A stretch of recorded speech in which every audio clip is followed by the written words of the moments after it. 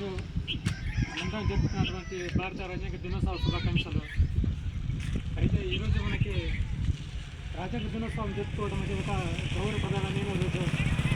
ఈ రాజ్యాంగం 1949 రామరావు ఆయన ఆమోదించారు. అంటే అంబేద్కర్ గారు రాజ్యాంగాన్ని రచించి తన యొక్క రాజ్యాంగాన్ని వాళ్ళ చేతికి ఇచ్చిన రోజు అన్నమాట ఇది. అయితే ఇదే రాజ్యాంగాన్ని జనవరి 6, 1950 అమలు చేశారు.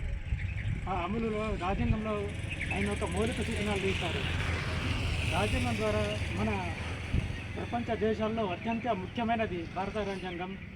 అయితే రాజ్యాంగంలో అంబేద్కర్ గారు రచించినటువంటి కొన్ని మౌలికమైన సూచనలు, ప్రతి ఒక్కరికి సమానత్వం, స్వేచ్ఛ అంటే ప్రతి ఒక్కరు ఇక్కడ వీరు ఒకపోయినా వీరు నుంచి హైదరాబాద్ ఇక్కడ పోయినా వాళ్ళందరూ సజీవంగా ఎక్కడ ఉన్నా మంచిగా జీవించాలనేది ఆ స్వేచ్ఛ ప్రకారం రాజ్యాంగం.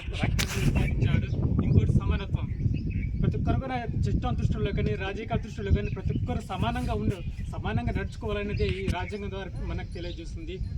అంబేద్కర్ గారు కనీసం ఒక మాట అంబేద్కర్ రాజ్యాంగాన్ని అసలు ఒక్కడే రచించండా, లేకపోతే చాలామంది రచించడానికి కొన్ని నెగిటివ్గా ట్రోల్స్ వస్తున్నాయి సోషల్ మీడియా నుంచి, కాబట్టి మన ఫేస్బుక్ నుంచి, ట్విట్టర్ నుంచి కూడా కొన్ని ట్రోల్స్ వస్తుంటాయి. కానీ ఈ మాట ప్రకారం కరెక్టే. అంబేద్కర్ ఒక రాజ్యాంగాన్ని అంటే రాజ్యాంగ డ్రాఫ్ట్ కమిటీకి, ముసాయిదా కమిటీకి ఒక చైర్మన్ మన డాక్టర్ బాబాసాహెబ్ అంబేద్కర్ గారు. అయితే కమిటీలో 7 మంది సభ్యులు ఉంటారు. ఆ సభ్యులలో ఒకడు అల్లాడి కృష్ణస్వామి, మహమ్మద్ నల్లా, ఇంకోటి ఇంకా రాజేంద్ర ప్రసాద్ నాయుడు, ఇంకా మిగతా 5-6 మంది సభ్యులు ఉంటారు. వీళ్ళందరూ ఏం చేసిండ్రంటే అంబేద్కర్ గారికి రాజ్యాంగ రచన సూచనలు మాత్రమే చేశారు. కానీ మొత్తం చేతి రాత మాత్రం అంబేద్కర్ది. మన ఒక ప్రభుత్వం ఏం చేసిందంటే అంబేద్కర్ గారికి ఒక 2000 లైన్స్ ఇచ్చింది ఈమె రాజ్యాంగం రచించామని. కానీ అంబేద్కర్ తన మేధావు తేజస్తో 2000 కంటే అంతకన్నా ఎక్కువ రాసిండు, రాజ్యాంగం రచించిండు. అదే తెల్లవారులు ఎంతగానో కష్టపడని చెప్పు.